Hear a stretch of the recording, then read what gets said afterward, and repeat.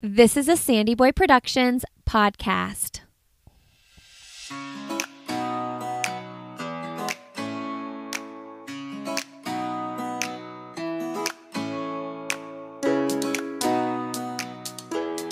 Hey everybody, welcome to Why is Everyone Yelling?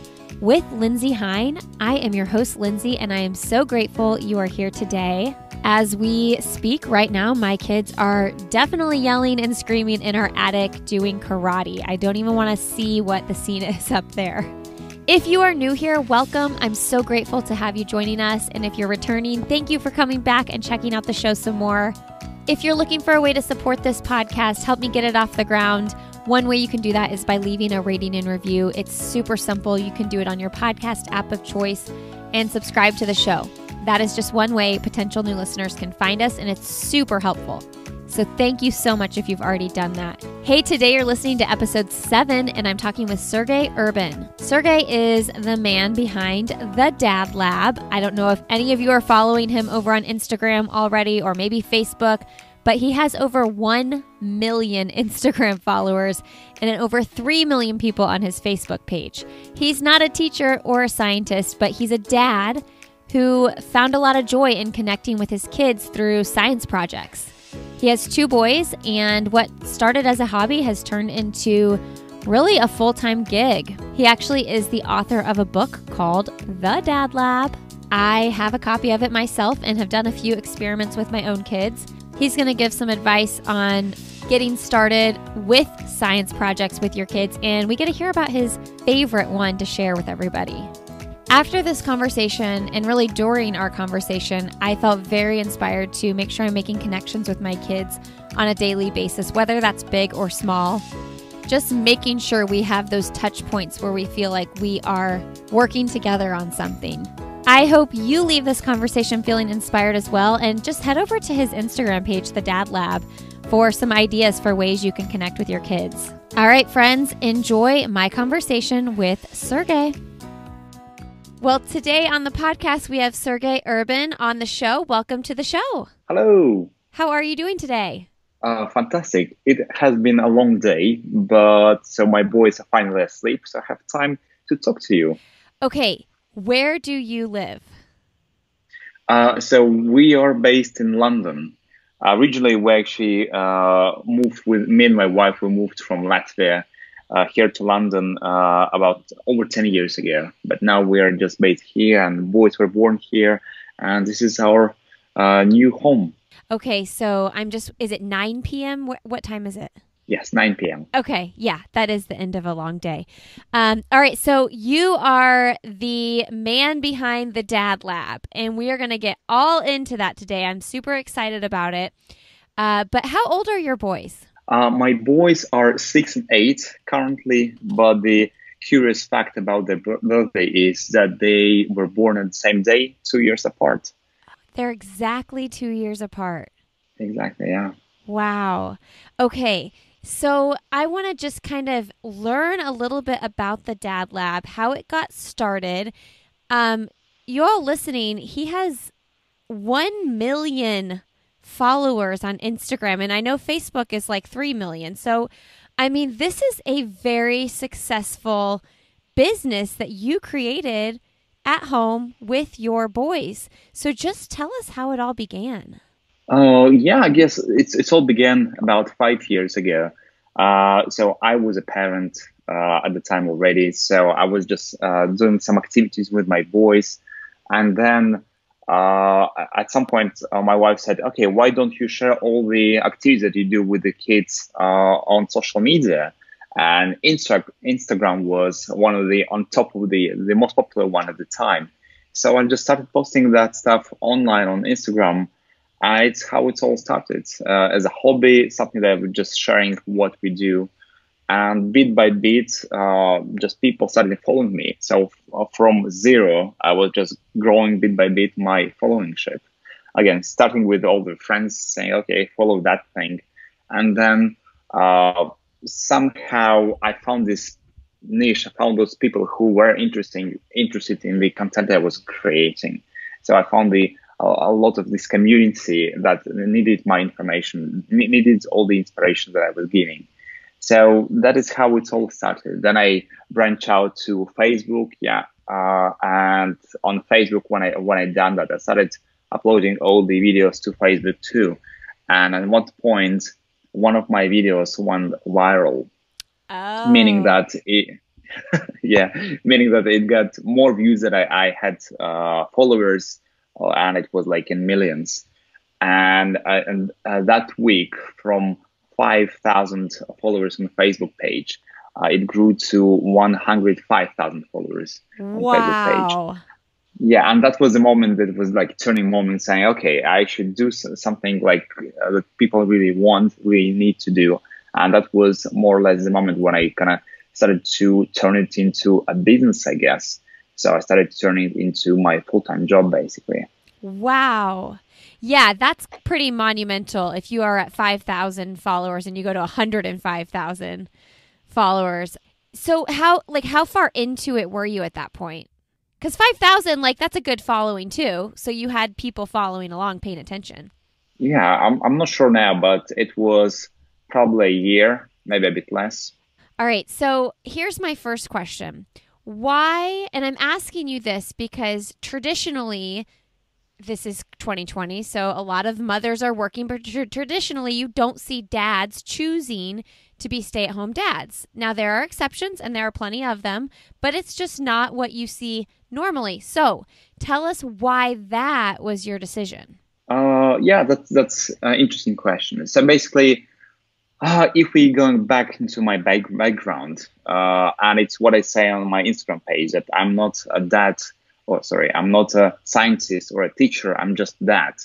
So even so, I do some science activities, some educational stuff, and and I have a lot of teachers who follow me. Mm. I still don't really have that kind of background, but I do have kind of feeling what I know that my kids would love to do, and so basically, what it means that my education is actually in economics. So for a while, I was working in international trading.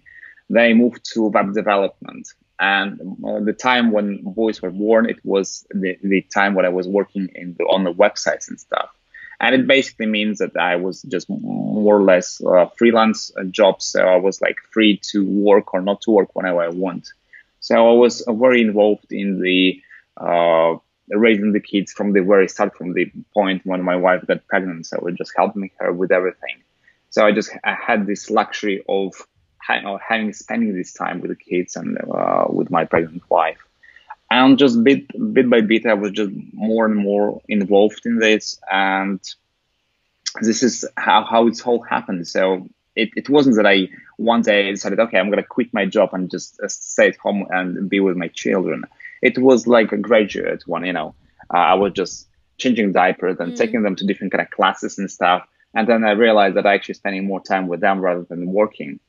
As for stereotypes and I mean, I didn't see a lot of kind of negativity around.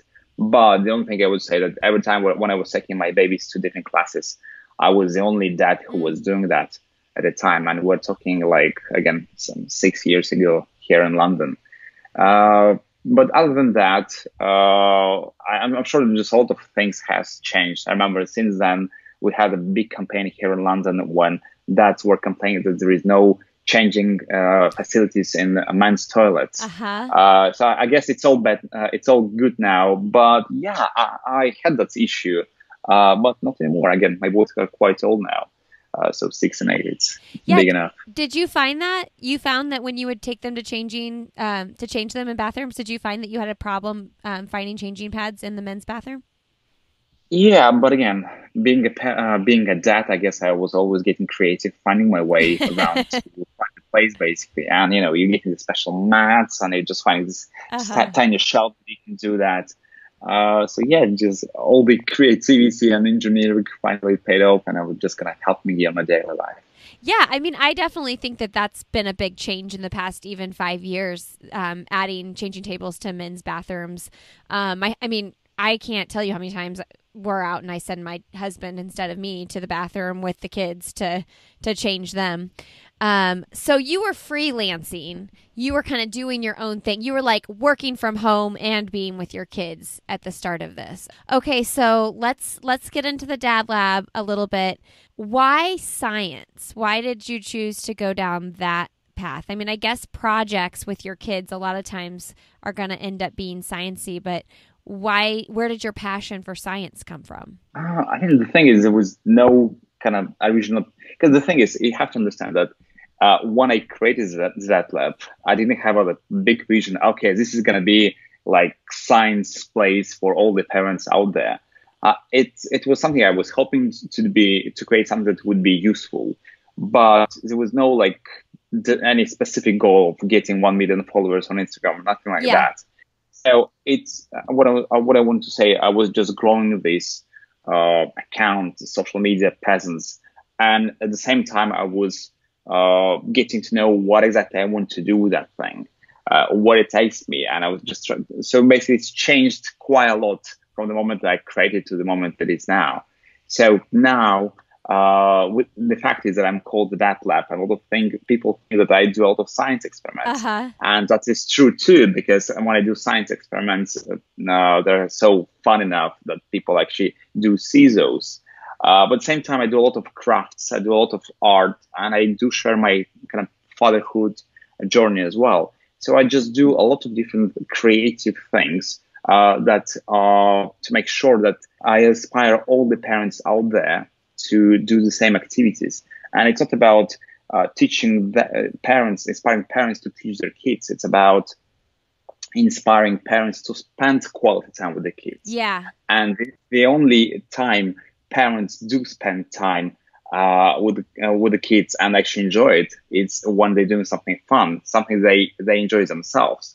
And that's why all the activities that I share on my page are interesting enough, not only for kids, for adults too. Yeah. And the idea is that when the kids see that the adult who is actually doing the activity is actually into it, really, kids do get this passion and they really want to get involved too. Yeah, I like that. And I like that I bought your book, The Dad Lab, your most recent book. And I like that with each craft or experiment, whatever you want to call it, there's a description of what is happening, why it's happening. And it's like a little mini lesson too, honestly, for me as well. Because it's a lot of this is like refresher, like, oh yeah, I do remember we did learn this in school like 20 years ago, right? Or 25 years ago, however old you are. And it's good. It's good exercise for your brain, even as an adult. I know that sounds silly because a lot of the projects are super simple, but do you find parents telling you that? Yeah, I mean, the thing is, sometimes I'm just surprised when teachers leave the comments saying that, oh, they're actually getting inspiration from all my posts. But as for going back to learning, it's one of the things that I'm trying to inspire parents is to do science experiments, even though you might not know a lot about science. Maybe you didn't really like science at school, but it shouldn't stop you from doing something with your kids. Because I don't know everything that I do, but I do it, and we're just trying to explore it together with the kids. And now, after doing the DadLab for 5 years, I know more about science than I started, because every time when we do something, we do research, we learn, we test, and we learn it. And it's much easier to learn anything by doing rather than just reading. Yeah, I was thinking about this because I was reading through some of the experiments. I'm like, okay, I need to get organized myself first and then I explain it to the kids, and then we do it together. And I think that is one of the reasons why parents are hesitant to do things like that. I recently interviewed someone who she has a program called She Built the City, where they teach young women how to build things and do labor like that, physical labor stuff. And one of the projects was building a bee pollinator. And I thought, oh, that seems like labor intensive for me. Like I would have to spend a lot of time figuring this out on my own with my kids. And I'm a big believer in like, I'm not here solely for my kids' entertainment, right? Like they can entertain themselves. But if I could just pick one project and say, this, I'm going to give you my 100% undivided attention for 45 minutes or however long it takes to do the project, their bucket is going to be filled up so much more and not going to need that like constant attention when I'm doing something else. Hey, remember we did this project for 45 minutes. Now it's time for you to go independently play. Am I making any sense here? Are you nodding your head? It does make sense, but the thing is, I mean, we are the parents. I remember I was the same. When we see an activity, so I get a lot of comments like that. When I post an activity, people saying, "Okay, what age appropriate activity is this?" So if my child is 3, can I do the activity or not? Not. Maybe it's too late. Maybe it's too early or something. And what I'm always trying to explain is that there is no kind of right time. Because when I do an experiment and I just basically show it to a baby will just see it like a magic trick, still enjoy the experiment. When the child is a bit older, so I can involve the child more, maybe he can just help me pour something. Maybe the child is even more older, so he can actually do it independently. Maybe we'll talk more about this, molecules and atoms and all that kind of stuff. So what I'm saying is, for different kind of experiments, there is no age limit, and at different age you'll pick something new.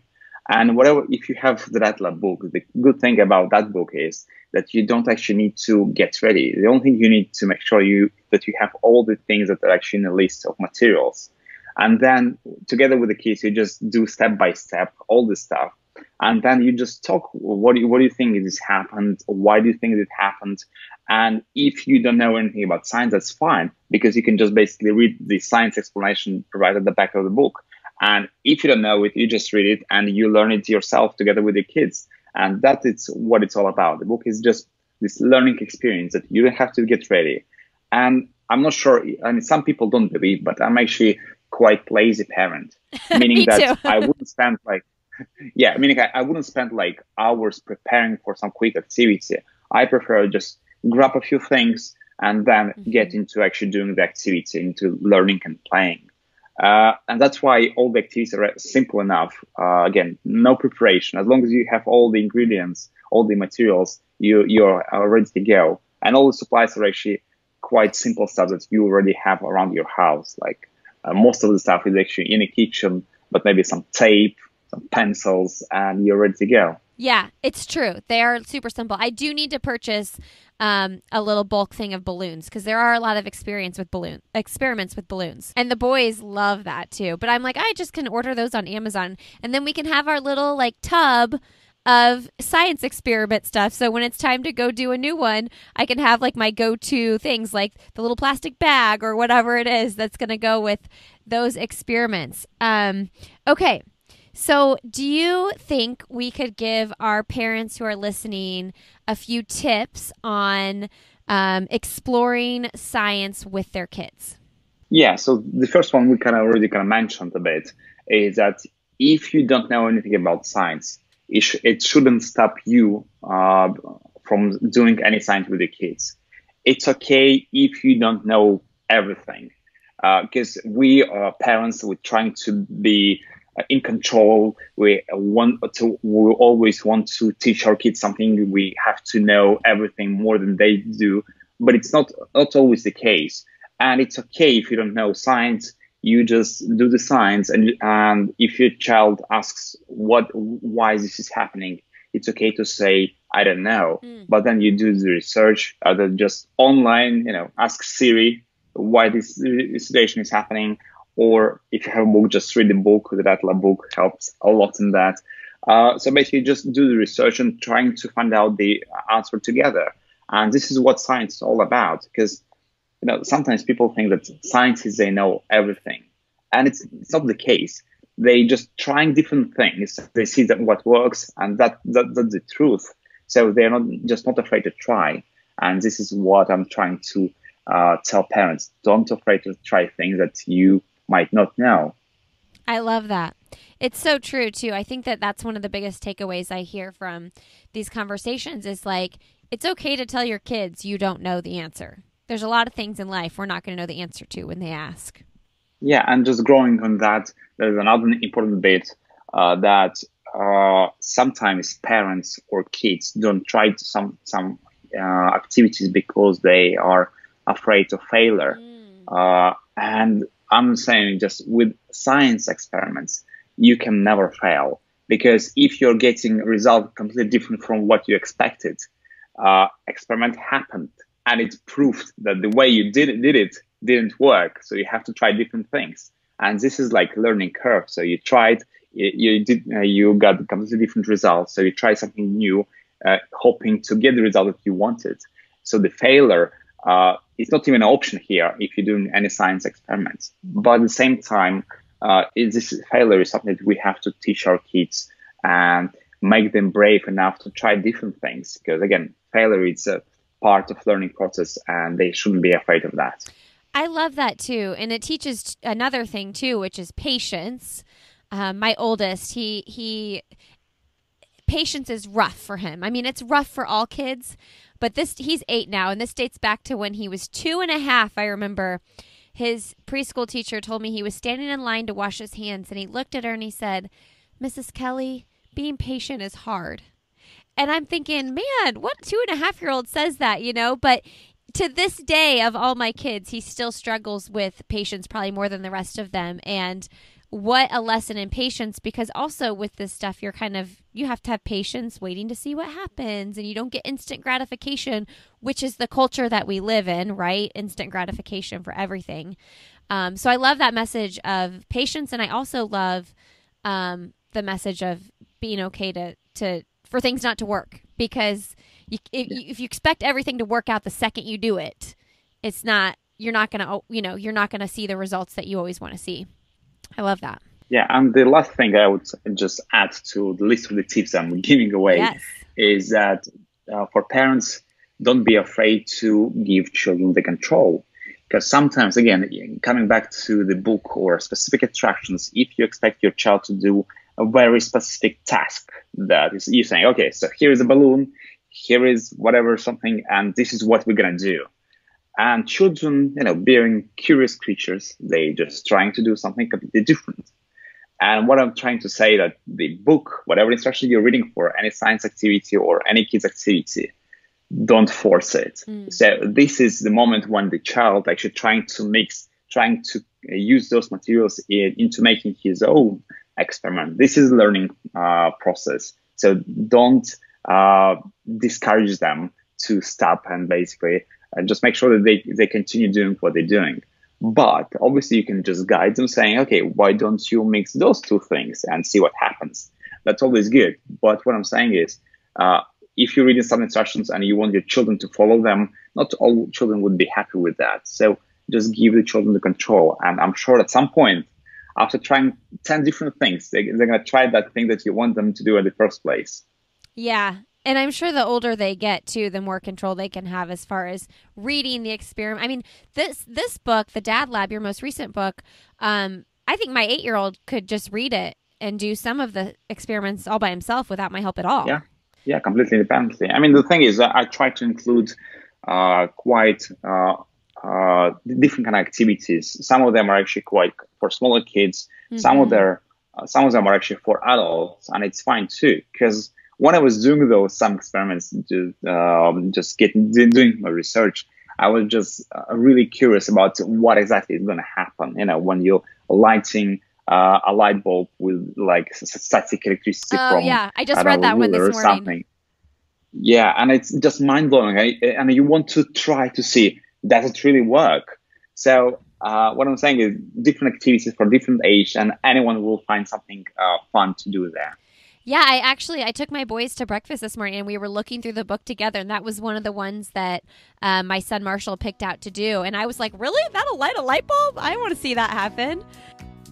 Hey, everybody, a quick break here to just let you know that we are part of the Sandy Boy Productions podcast network, and we've got a couple other great shows in that network, including I'll Have Another with Lindsay Hind, which is a podcast where I interview runners, the Up and Running podcast with Lauren and Abby, which is another running-based podcast.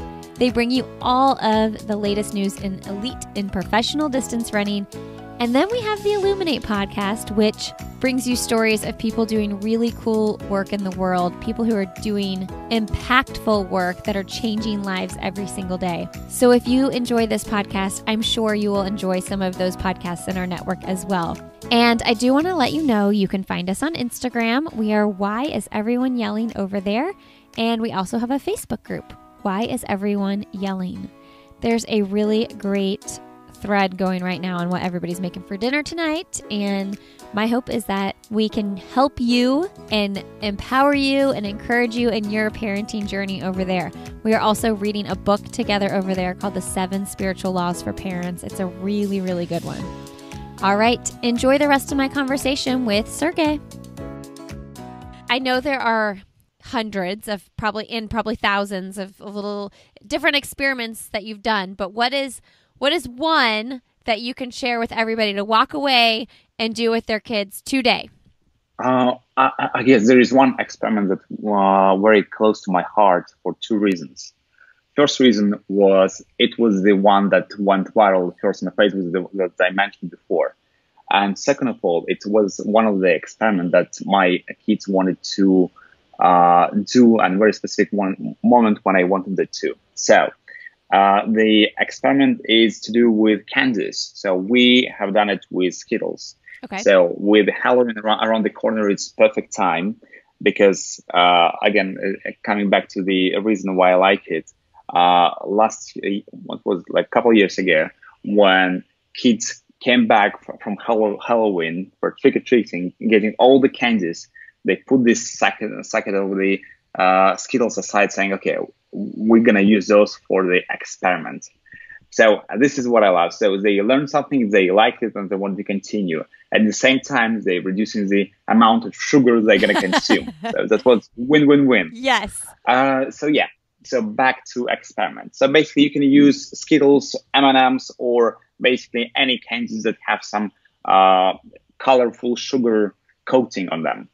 So what we have done was we just use a plate, and then so I always try to mix different activities. So it's not just one experiment. It's actually there involved a few activities. So what I asked Alice to do there was to use different colored Skittles and to put them in a pattern around the rim of the plate. And so he done this circle of pattern of the Skittles. And then the next step is quite simple one. You just pour warm water in the middle of the plate till the moment that all candies are actually in water. And what is happening there is that water starts to dissolve sugar of the candies. And as we mentioned before, the sugar should be colored. And when the sugar is dissolved with all the paint is coming into the center of the plate. And it looks amazing. It just looks like something you never seen before. If you haven't tried this experiment, you should definitely try right now. Because remember, the moment I posted and the video went viral, I'm sure the sales of Skittles sales. just went through the roof because people couldn't believe that actually works. They think I was waiting that.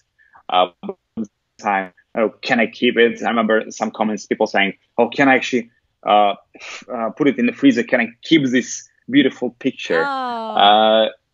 Some other comments were saying, okay, do we actually eat all this color? So it's not very kind of healthy and stuff. So yeah, completely different feedback. But again, kind of to the point that Halloween is around the corner. So it's the perfect time to try this experiment.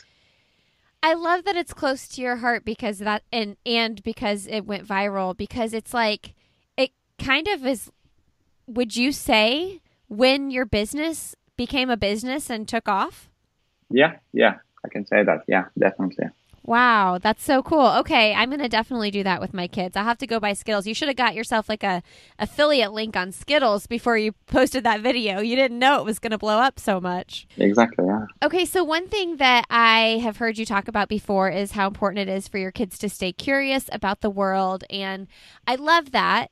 I think it's real easy to get complacent in our lives and go through the motions every day as parents and as kids. This is what we do. We get up, we have breakfast, we go to school, and to keep them curious and to think about things outside of their everyday life, this routine, it takes work and you got to actually like make sure you're doing it. So can you talk about your passion for that and how you instill that in your kids with the science, but other ways as well?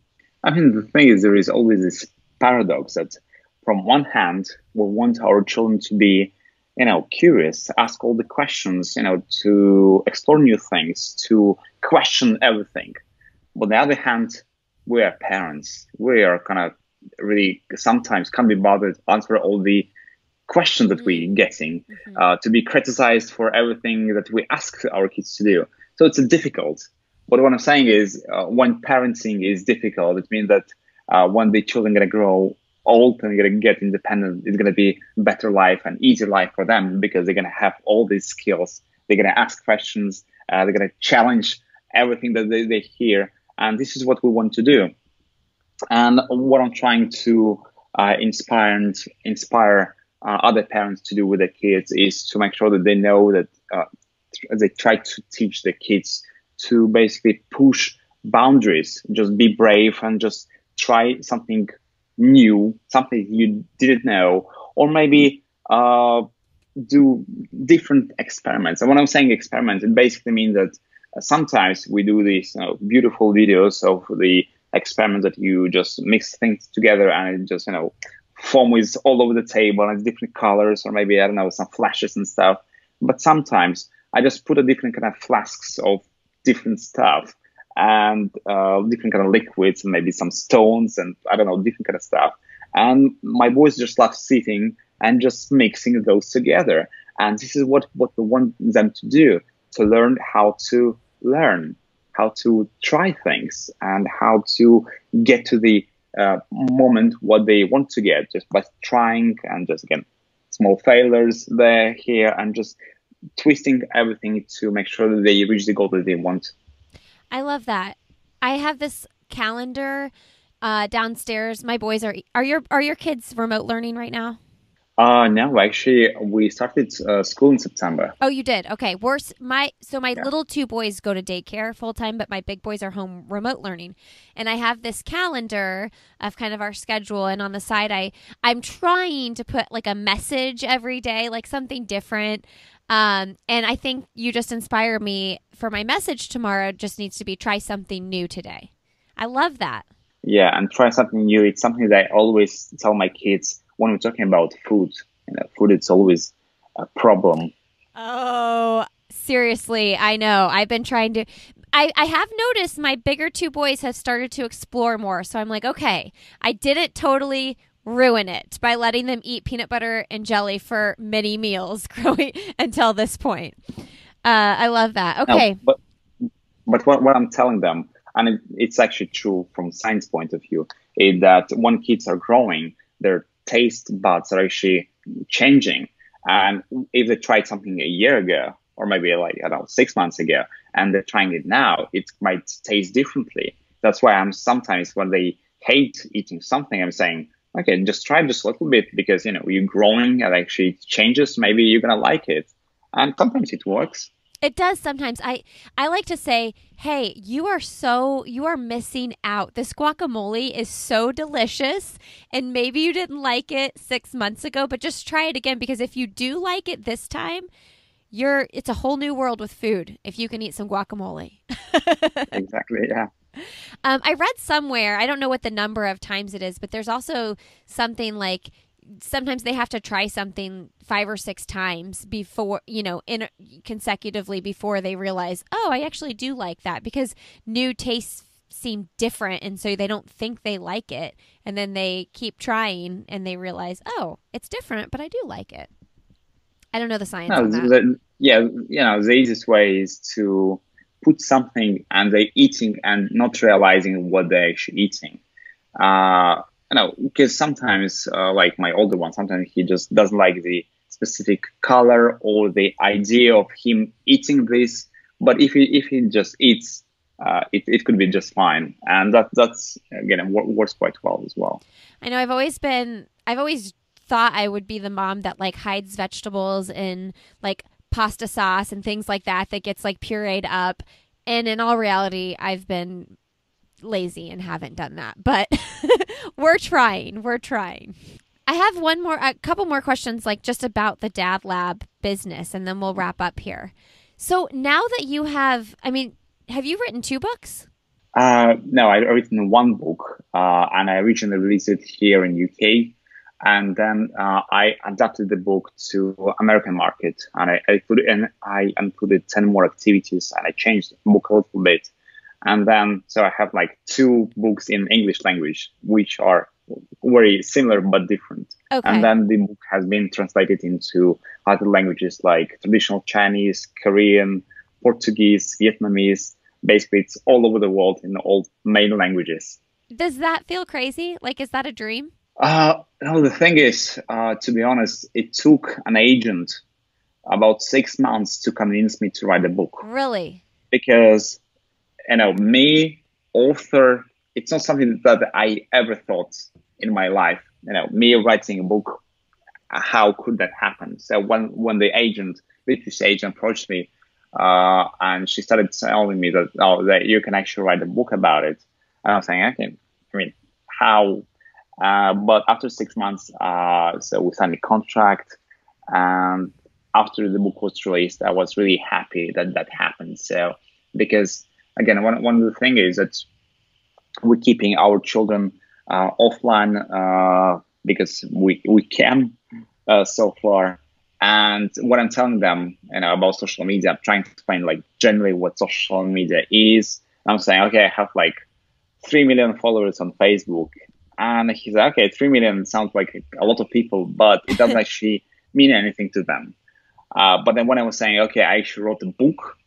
The book is something that they see every day, that they read every day, and so this is what actually they get.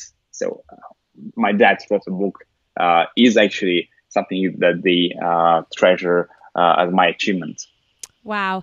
Okay, so when you say you keep them off the internet, do you mean like they don't? What are your rules around that? I'm just curious. Like as far as YouTube and things like that, because you guys have YouTube videos with the DadLab. Yeah, that's true. I mean, the thing is, so first of all, we don't have a TV at home, so that helps a lot from keeping them away from the screen. We do have a tablet. But what they originally we set it up the way that the DadLab, the tablet is a tool.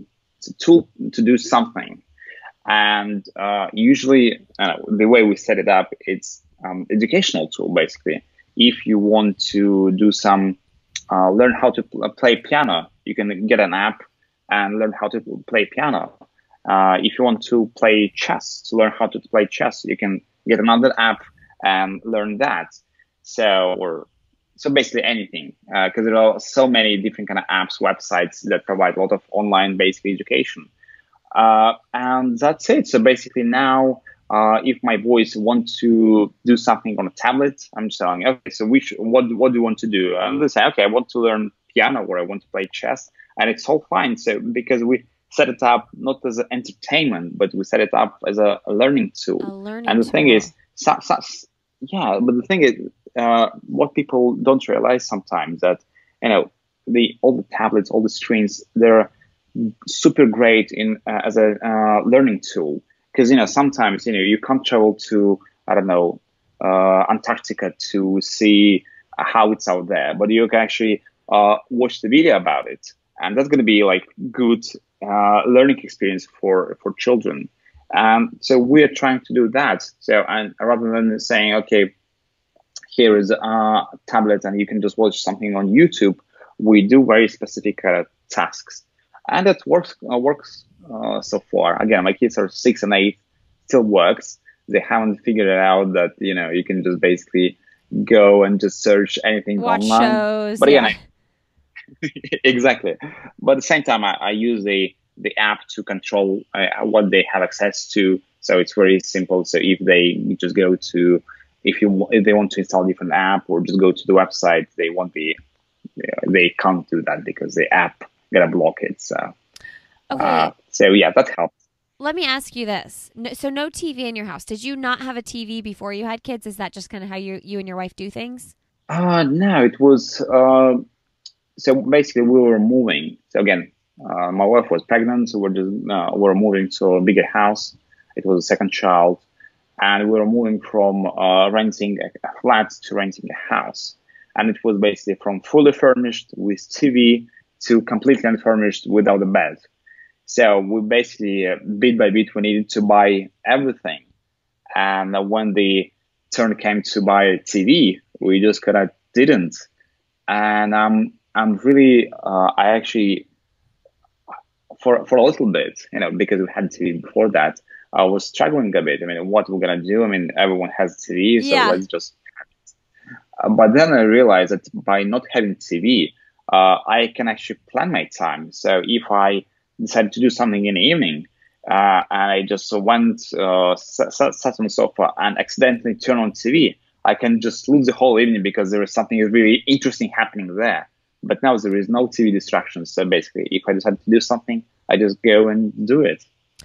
Wow. It's such a good time to do that too. Like you've moved, you have to buy all this furniture. It's time to buy the TV. And you're like, well, we don't actually have to buy the TV. That's fascinating. What do your kids do when they get up in the morning? Because I'll tell you what my kids do. They want to watch TV when they get up in the morning, and I usually let them because I want 30 more minutes to myself before I start doing things for them. So, what do they do? Like your kid gets up, what does he do?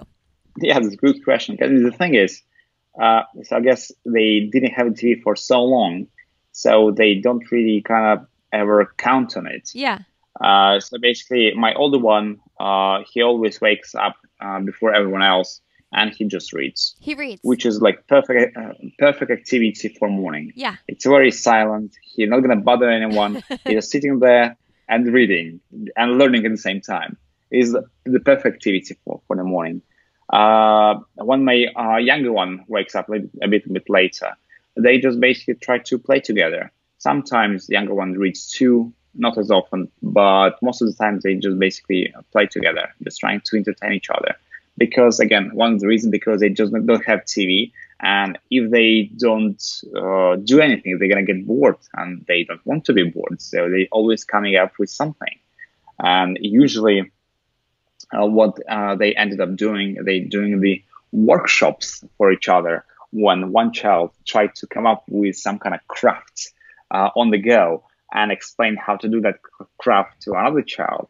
And it's not always like the older one teaches the young one. Sometimes the other way around.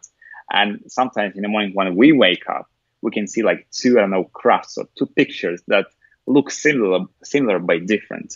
And this is like amazing. Oh, that's so cool. It's going to be so interesting to see what kind of adults your kids turn out to be. I mean, they're going to be so creative and independent, and that's so cool, and it's very inspiring. I wake up in the morning and I always read, and when my son comes down, usually about 6:30 to watch TV, I just want to say, you should just read like mommy, but then I'm lazy and I don't enforce it because I know he'll complain. So I can dream here. I love that your son just gets up and reads. That's so wonderful. Last question on DadLab. Do you have a team? Like, you have 1 million followers on Instagram. There's no way you can personally handle those messages in your DMs. I only have 19,000 followers, and I get a lot of DMs.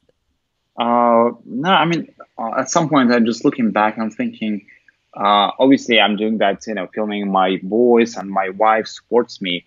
But all the ideas for activities, all the filming, all the editing, it's just all me. Yeah. And all the handling DM messages and just all that is just me. I mean, in ideal world, I want to build a team.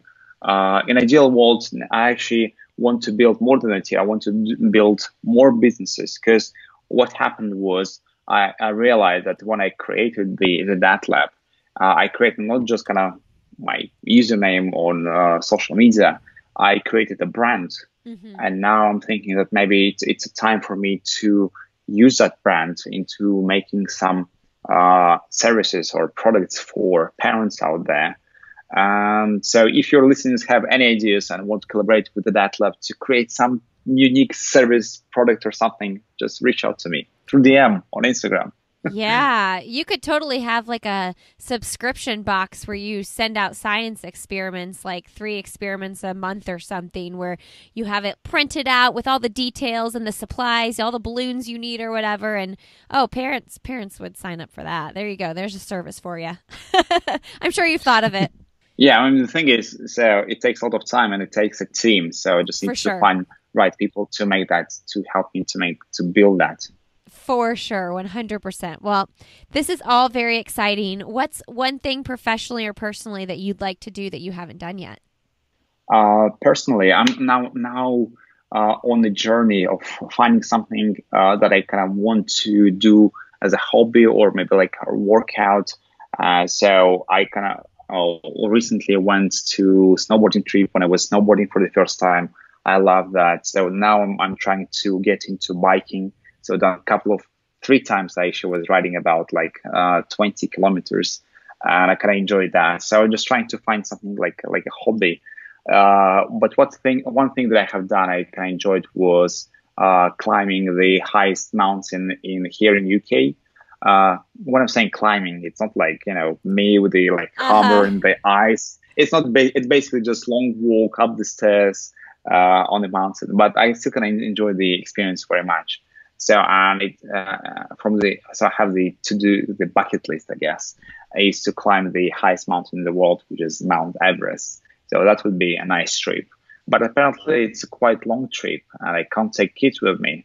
So I just need to make sure that my wife is on board first. Yeah. Or you wait 15 years or however long and you guys go do it together Yeah, maybe. Yeah. when those kids are self sufficient. What is the best, most recent book you've read? I'm assuming you read a lot since you don't have a TV. I mean, the thing is, I'm actually now into like business books. So the one that I'm reading now is The Founder's Dilemma by Noam Westerman, and it's about Oh. basically building this startup and different options. Because again, I just mentioned it before that it's not just I started the DadLab and I knew that it's going to be business. I knew what it's going to be like. But now I'm finding myself that not knowing some things. I know how Instagram works, but I don't sometimes not necessarily know how the business side of things work, how to make that happen. So yeah, that's why I'm reading this book. But most of other books I read are actually the book that I read to my boys, with them, for them, or listen, they read to me. So it's all the way, all around. And recently, the book that Alex enjoyed was The Never Ending Story. Again, the Okay. classic. And again, it's something that we try to do. We try to say, okay, just read the book first, and then we're gonna watch the movie. So we done that with this book. There's actually quite a lot of reading there, but he kind of managed to read it within a few days, and then we watched the movie. And it's something that I remember. A little bit, a bit small moments of the film watching when I was like really, really little, somewhere in Latvia, probably in Soviet Union or something. So yeah, that was crazy. Then the other book that he enjoys, recently enjoyed, was The Time Travelers. Again, it's one of the books when it's something that not necessarily is for kids, but both kids and adults enjoy it. So that's a great book. The As Time for younger kids, Travelers. yeah, that time travels Okay. exactly. And for younger kids, for those kids who already know how to read but not necessarily want to, there is that stage all the time. So there are 2 books I would recommend for those kids. And the first one is series called Isadora Moon. So there are a series of books, and Max just loved it. And I mean, Alex loved it too, but it's just a really curious story, and it's easy read.